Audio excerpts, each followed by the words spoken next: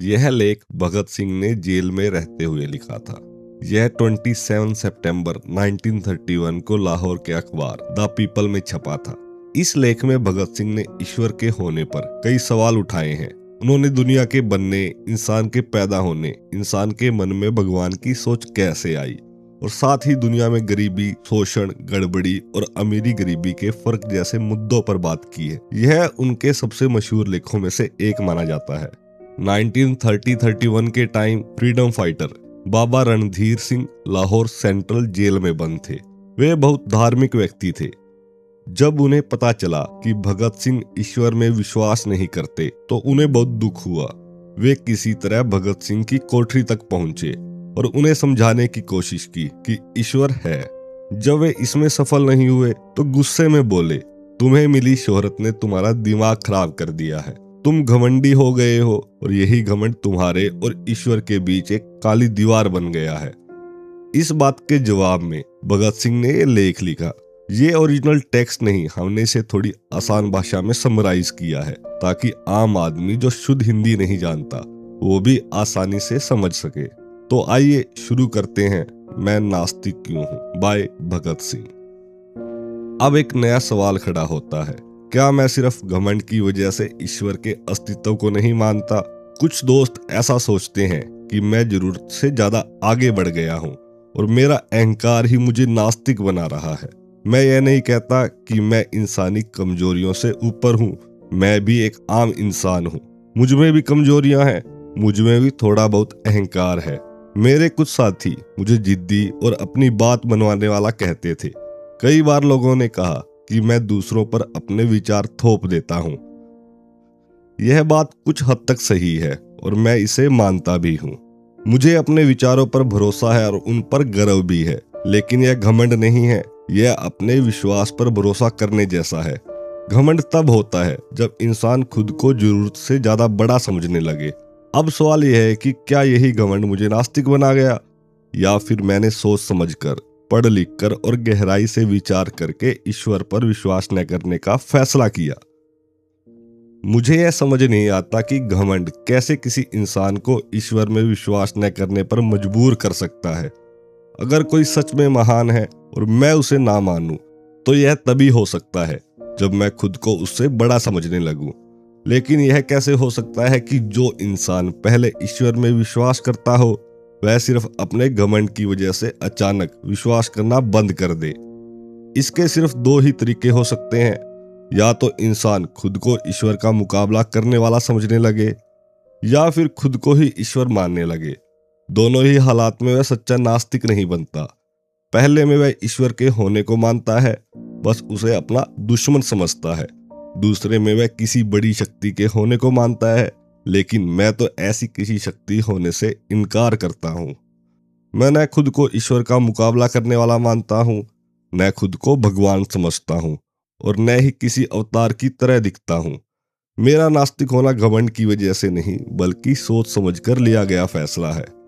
मेरे कुछ दोस्तों का कहना है कि दिल्ली बम केस और लाहौर केस के बाद मुझे जो बेवजह ज्यादा नाम मिल गया, उसी से मेरे अंदर घमंड आ गया और मैं नास्तिक बन गया। लेकिन मैं इस बात से सहमत नहीं हूं। मेरा नास्तिक होना कोई नई बात नहीं है। मैंने ईश्वर में विश्वास तभी छोड़ दिया था जब मैं एक आम सा अनजान नौजवान था।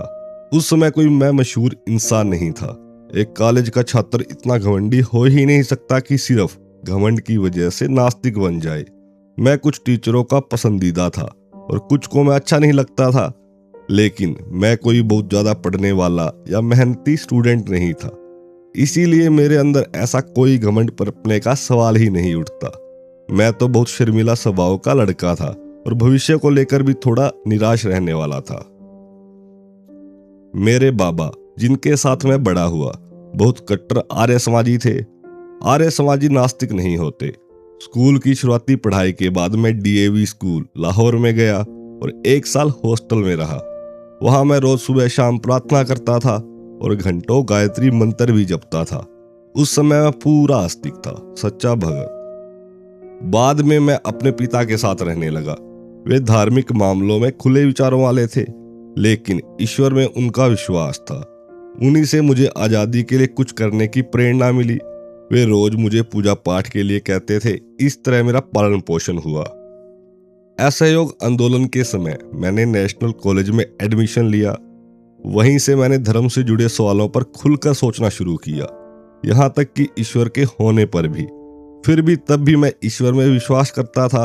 उस समय मैं लंबे बाल रखता था। मुझे किसी भी धर्म की कहानियों और परंपराओं पर खास भरोसा नहीं था, लेकिन भगवान में आस्था थी। बाद में मैं क्रांतिकारी दल में शामिल हुआ। वह जिन पहले नेताओं से मिला, वे पूरी तरह न मानते हुए भी ईश्वर को नकारने की हिम्मत नहीं करते थे। जब मैं उनसे ज्यादा सवाल करता तो कहते, जब मन करे पूजा कर लिया करो। यह एक तरह की नास्तिकता थी जिसमें साहस नहीं था। फिर जिन दूसरे नेताओं से मिला, वे सचिंद्र नाथ सन्याल थे। वे बहुत बड़े आस्तिक थे। उनकी किताब बंदी जीवन में ईश्वर की बहुत तारीफ की गई है। 1925 में जो क्रांतिकारी पर्चा पूरे भारत में बांटा गया था, वह भी उन्हीं की सोच का नतीजा था और उसमें भी ईश्वर की महिमा लिखी गई थी। उस समय तक क्रांतिकारी दल में रहते हुए भी मेरे अंदर ईश्वर के खिलाफ साफ तौर पर अविश्वास नहीं आया था। काकोरी कांड के सभी शहीदों ने अपने आखिरी दिन पूजा और भजन में बिताए थे। राम प्रसाद बिस्मिल कट्टर आर्य समाजी थे। राजेंद्र लाहिड़ी गीता और उपनिषद के श्लोक पढ़ना पसंद करते थे। मैंने सिर्फ एक ही आदमी को देखा जो प्रार्थना नहीं करता था। वह कहता था, धर्म और दर्शन इंसान की कमजोरी और सीमित समझ की वजह से बने हैं, लेकिन उसने भी कभी खुलकर ईश्वर को नकारने की हिम्मत नहीं की। उस समय तक मैं बस एक भावुक और आदर्श में जीने वाला क्रांतिकारी था। हम दूसरों के पीछे चलते थे। अब समय आ गया था कि हम खुद जिम्मेदारी उठाए। यही मेरे जीवन का बड़ा मोड़ था। मेरे मन में एक आवाज गूंज रही थी, पढ़ो ताकि अपने विचारों को सही तरीके से साबित कर सको। मैंने गहराई से पढ़ना शुरू किया। इसने मेरी सोच बदल दी। भावनाओं की जगह समझदारी ने ले ली। अंधविश्वास और रहस्य की जगह सच्चाई और तर्क आ गए।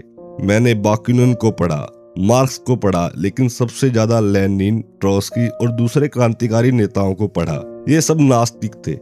फिर मुझे निर्मल स्वामी की किताब सहज ज्ञान मिली, जिसमें बिना ईश्वर माने भी जीवन को समझाया गया था। 1926 के आखिर तक मुझे पूरा यकीन हो गया कि कोई सर्वशक्तिमान शक्ति जिसने पूरी दुनिया बनाई और चला रहा हो, यह बात सिर्फ कल्पना है। मुझे यह बेकार की कहानी लगने लगी। मैंने अपने दोस्तों के सामने यह बात खुलकर कही। मैंने बहस की, मैंने अपना पक्ष रखा और इस तरह मैं खुलकर एक नास्तिक बन चुका था। मई 1927 में मुझे लाहौर में गिरफ्तार किया गया। रेलवे पुलिस की हवालात में मुझे 1 महीने रहना पड़ा। पुलिस वालों ने मुझसे कहा कि मैं लखनऊ में था जब कोकरी केस चल रहा था, कि मैंने वहां कैद क्रांतिकारियों को छुड़ाने की योजना पर बात की थी, कि उनकी मंजूरी से हमने बम मंगवाए थे और कि 1927 के दशहरे पर उनमें से एक बम भीड़ पर टेस्ट के लिए फेंका गया था। फिर उन्होंने कहा कि अगर मैं क्रांतिकारी दल की सारी बातें बता दूं तो मुझे न गिरफ्तार किया जाएगा, न अदालत में पेश किया जाएगा, बल्कि मुझे इनाम देकर छोड़ दिया जाएगा। मैं यह सुनकर हंस पड़ा। यह सब झूठ था। हम जैसे लोग अपनी ही बेगुनाह जनता पर कभी बम नहीं फेंक सकते। एक दिन सीआईडी के बड़े अफसर न्यूमन ने मुझसे कहा कि अगर मैंने बयान नहीं दिया तो मुझ पर काकोरी केस और दशहरे दंगों में हत्या के आरोप लगाकर मुकदमा चलाया जाएगा और मुझे फांसी तक दिलवा दी जाएगी। उन्होंने कहा कि उनके पास इसके सबूत हैं। उसी दिन से कुछ पुलिस वाले मुझे सुबह शाम भगवान की पूजा करने के लिए कहने लगे। वे चाहते थे कि मैं ईश्वर को याद करूं, प्रार्थना करूं, लेकिन तब तक मैं नास्तिक बन चुका था। अब मैं खुद को परखना चाहता था। मैं यह देखना चाहता था कि क्या मैं सिर्फ अच्छे और आराम के समय ही नास्तिक हूं या मुश्किल हालातों में भी अपने सिद्धांत पर टिक सकता हूं। मैंने बहुत सोचने के बाद तय किया कि मैं किसी भी हालात में भगवान पर विश्वास नहीं करूंगा और न ही प्रार्थना करूंगा। सच कहूं तो एक पल के लिए भी मेरे मन में ऐसा विचार नहीं आया। यही असली परीक्षा थी और मैं उस पर खरा उतरा। तब से मैं पूरी तरह नास्तिक हूं। यह आसान नहीं था। विश्वास इंसान के दुख को हल्का कर देता है। कई बार तो वह दुख को सहने की ताकत बन जाता है। ईश्वर में मानने वाला इंसान अपने दर्द में सहारा पा सकता है, लेकिन उसके बिना इंसान को खुद अपने ऊपर ही भरोसा करना पड़ता है। तूफान में अकेले खड़े रहना बच्चों का खेल नहीं है।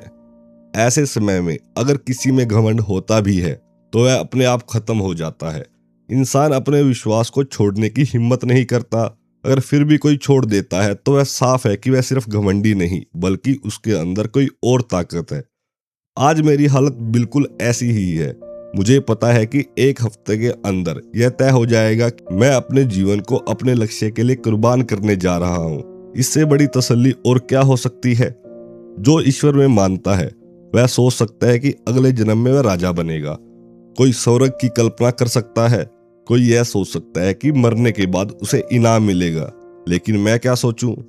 मैं जानता हूं कि जिस पल फांसी का फंदा मेरी गर्दन में पड़ेगा और नीचे से तख्ता हटेगा वहीं सब कुछ खत्म हो जाएगा। न मैं रहूंगा, न मेरी आत्मा, न आगे कुछ होगा। वही आखिरी पल होगा।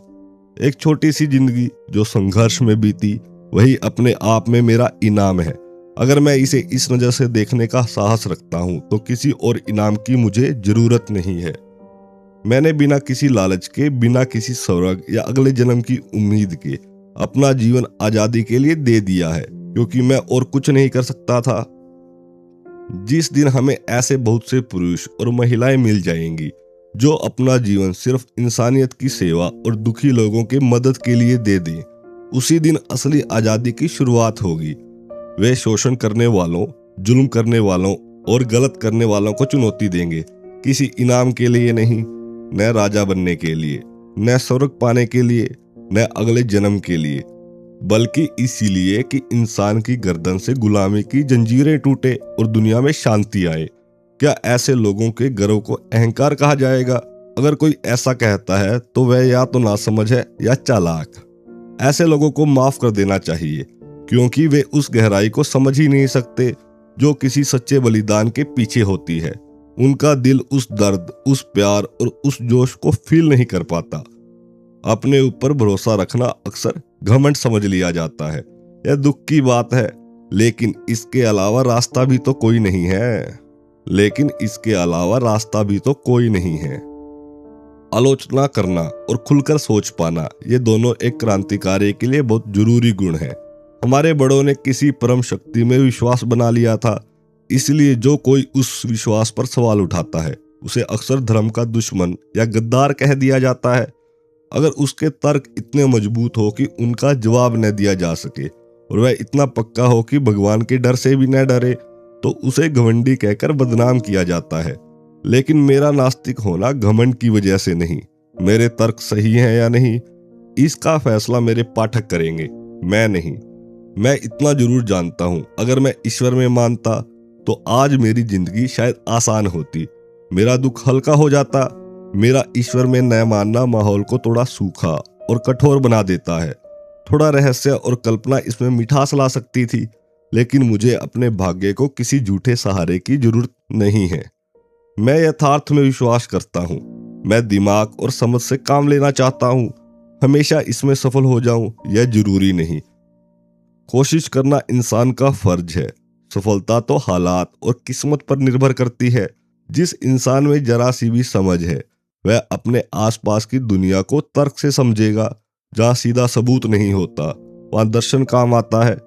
पुराने समय में जब लोगों ने दुनिया के रहस्य, उसके बीते, वर्तमान और भविष्य को समझने की कोशिश की तो हर किसी ने अपने अपने तरीके से जवाब खोजे। इसी वजह से अलग अलग धर्म और विचार बने। इसी कारण धर्मों में इतना फर्क दिखाई देता है कि कई बार लड़ाइयां तक हो जाती है। पूर्व और पश्चिम के विचार अलग हैं। एक ही देश में अलग अलग सोच है। इस्लाम और हिंदू धर्म एक जैसे नहीं है। भारत में बौद्ध और जैन धर्म ब्राह्मणवाद से अलग हैं और ब्राह्मणवाद में भी आर्य समाज और सनातन जैसे अलग अलग मत हैं। पुराने समय में चारवाक जैसे लोग थे जिन्होंने खुलकर ईश्वर को चुनौती दी थी। हर इंसान अपने को सही मानता है।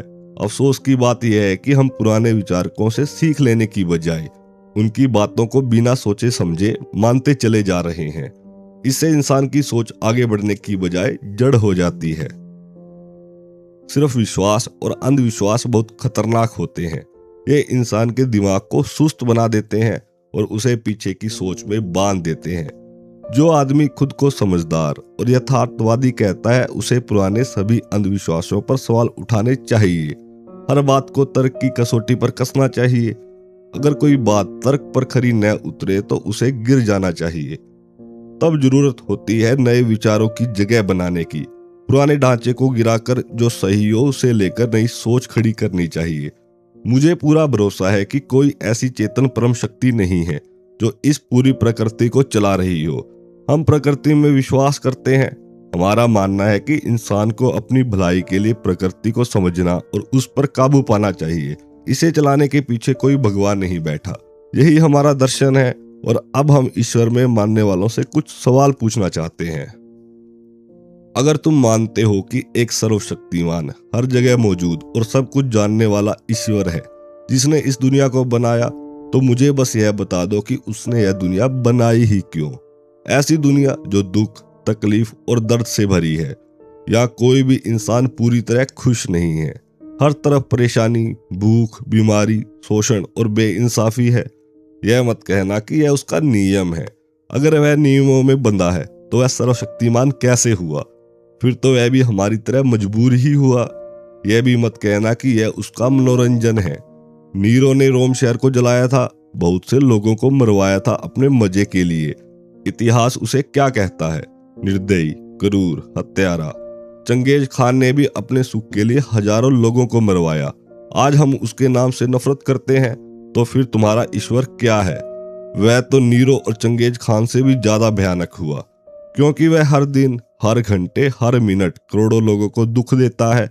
फिर भी तुम उसे सही ठहराते हो। क्या यह सब इसलिए कि बाद में वह दुख झेलने वालों को इनाम देगा और गलती करने वालों को सजा देगा? तो यह कैसी सोच हुई? कोई पहले शरीर पर जख्म करे और फिर वही कहे अब मैं मरहम लगाऊंगा, इसीलिए मैंने जख्म दिया। क्या यह सही है?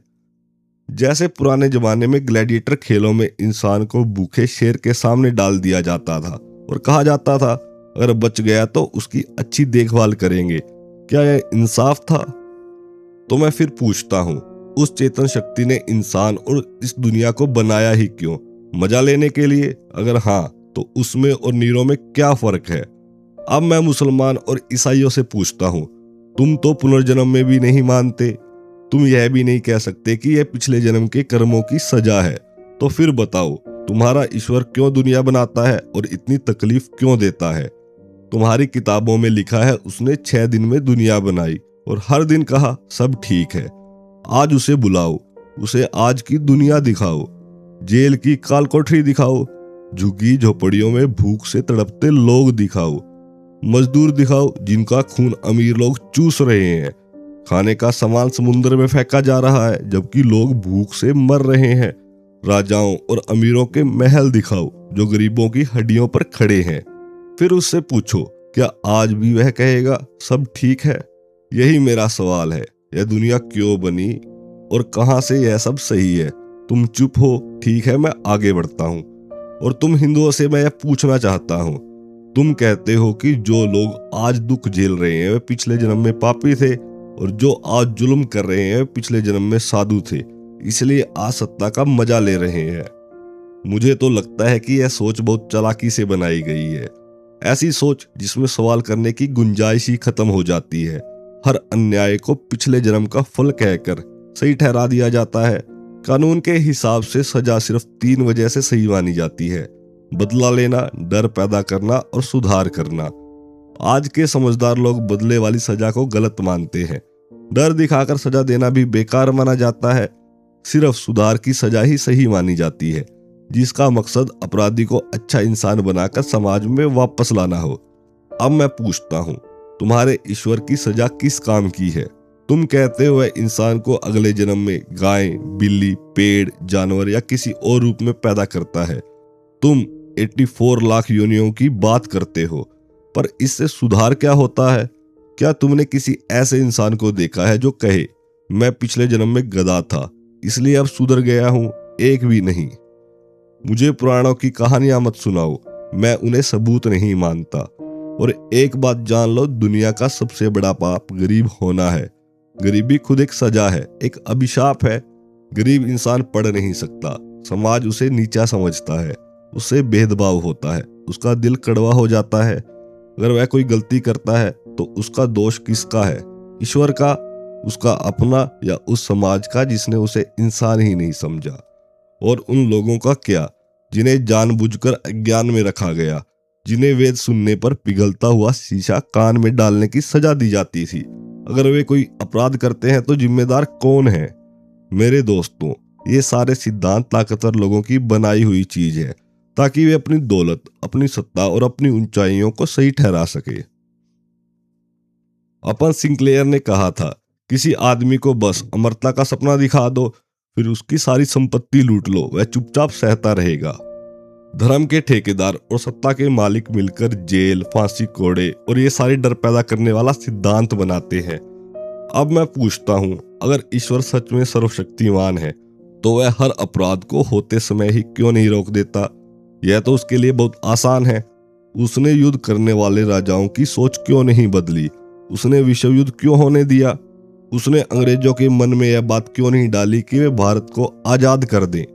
उसने पूंजीपतियों के दिल में यह सोच क्यों नहीं डाली कि वे अपनी निजी मलकियत छोड़ दें और सब कुछ समाज के लिए कर दें?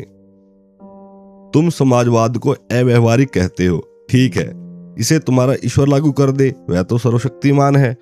लोग समाजवाद की अच्छाइयों को मानते हैं, बस कहते हैं कि चल नहीं सकता तो ईश्वर आए और इसे चला कर दिखाए।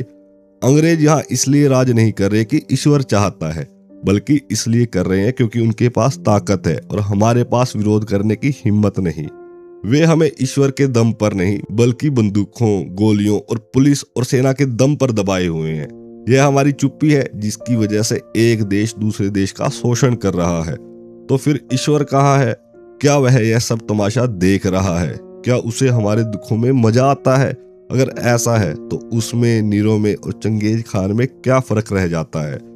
तुम मुझसे पूछते हो कि मैं इस दुनिया और इंसान के पैदा होने को कैसे समझता हूँ। ठीक है, मैं बताता हूँ। चार्ल्स डार्विन ने इसके बारे में बहुत साफ तरीके से समझाया है, तुम उसकी किताब पढ़ो। यह सब कोई चमत्कार नहीं है, बल्कि प्रकृति की एक सामान्य प्रक्रिया है। बहुत पहले अलग अलग तरह के पदार्थ मिले, उनसे धरती बनी, फिर धीरे धीरे जीव पैदा हुए और बहुत लंबे समय के बाद इंसान बना। डार्विन की किताब ओरिजिन ऑफ स्पीसीज यही बताती है। इसके बाद इंसान का विकास हुआ इस तरह कि उसने प्रकृति से लड़ना सीखा, उसे समझा और धीरे धीरे उस पर काबू पाया। यही इस पूरी कहानी की सबसे सही और समझ में आने वाली व्याख्या है। अब तुम कह सकते हो, फिर कोई बच्चा अंधा या अपाहिज क्यों पैदा होता है? यह उसके पिछले जन्म का पाप नहीं है। इसका जवाब विज्ञान दे चुका है। बायोलॉजी ने बताया है कि यह शरीर की बनावट, बीमारी या माँ बाप के शरीर से जुड़ी वजहों से होता है। इसमें पिछले जन्म की कोई जरूरत नहीं है। अब तुम एक और सवाल कर सकते हो, अगर ईश्वर नहीं तो लोग उस पर विश्वास क्यों करते हैं? जैसे लोग भूत प्रेत और आत्माओं पर विश्वास करने लगे थे, वैसे ही ईश्वर में भी करने लगे। बस फर्क इतना है कि ईश्वर का विचार ज्यादा फैला हुआ है और उसे दार्शनिक रूप दे दिया गया है। असल में ईश्वर की सोच ताकतवर और शोषण करने वालों लोगों की देन है। उन्होंने लोगों को काबू में रखने के लिए ईश्वर का डर पैदा किया, ताकि लोग सवाल न करें और उनकी सत्ता को सही मानते रहें। इसीलिए लगभग हर धर्म, पंथ और संप्रदाय आखिर में ताकतवर लोगों का साथ देता है। राजा या शासक के खिलाफ बोलना हर धर्म में पाप बना दिया गया है। क्यों? ताकि लोग विद्रोह न करें, ताकि शोषण चलता रहे। जब इंसान अपनी सीमाएं समझ लेता है, अपनी कमजोरियां और गलतियां पहचान लेता है, तब उसे मुश्किल समय में हिम्मत देने के लिए ईश्वर की कल्पना बनाई गई, ताकि इंसान डर से भागे नहीं, बल्कि बहादुरी से हालात का सामना करे, ताकि सुख और ताकत मिलने पर वह बेलगाम न हो जाए। ईश्वर को बहुत बड़ा चढ़ाकर एक ऐसा रूप दिया गया जिसमें उसे दुश्मन जैसी कठोरता और एक पिता जैसी दया भी हो। जब उसकी शक्ति की बात होती है तो उसे डर दिखाने वाले के रूप में इस्तेमाल किया जाता है, ताकि कोई समाज के लिए खतरा न बने। और जब उसकी दया की बात होती है तो उसे माँ, पिता, भाई, दोस्त और सहारे के रूप में दिखाया जाता है। जब इंसान सब तरफ से धोखा खा जाए, जब उसे कोई साथ देने वाला न मिले, तो वह सोचकर दिल को तसल्ली देता है कि कोई है जो हमेशा मेरा साथ देगा, जो बहुत ताकतवर है और मेरी मदद कर सकता है। शुरुआती दौर में यह सोच समाज के लिए फायदेमंद रही होगी, दुख में पड़े इंसान को इससे सहारा मिलता था। लेकिन अब समाज को इस सोच से आगे बढ़ना होगा। जब इंसान अपने पैरों पर खड़ा होना सीखता है, जब वह सच्चाई को समझने लगता है, तो उसे इन कल्पनाओं को छोड़ देना चाहिए और जिंदगी की हर मुश्किल का सामना खुद करना चाहिए, डटकर और हिम्मत के साथ। आज मेरी हालत भी यही है। यह मेरा घमंड नहीं है मेरे दोस्त, यह मेरी सोच है जिसने मुझे नास्तिक बनाया है। मैं मानता हूं कि ईश्वर में विश्वास और रोज की प्रार्थना असल में इंसान का सबसे स्वार्थी काम है, क्योंकि वह सिर्फ अपने डर और दुख से बचने के लिए करता है। मैंने ऐसे नास्तिकों के बारे में पढ़ा है जिन्होंने सारी मुसीबतों का बहादुरी से सामना किया। मैं भी वही करना चाहता हूँ। मैं चाहता हूँ कि फांसी के फंदे तक जाते हुए भी मेरा सिर ऊंचा रहे। अब देखना है कि मैं निभा पाता हूँ या नहीं। मेरे एक दोस्त ने मुझसे कहा, तुम अपने आखिरी दिनों में भगवान को मानने लगोगे। मैंने कहा, नहीं दोस्त, ऐसा नहीं होगा। मैं इसे अपने लिए अपमान समझता हूँ। मैं डर या लालच में आकर प्रार्थना नहीं करूंगा। अब पाठकों और दोस्तों, बताओ, क्या यह घमंड है? अगर है तो हाँ, मैं इसे स्वीकार करता हूँ। वीडियो को पूरा देखने के लिए आपका धन्यवाद। अगर आप किताबें पढ़ने के शौकीन हैं तो हमारे चैनल को सब्सक्राइब कीजिए।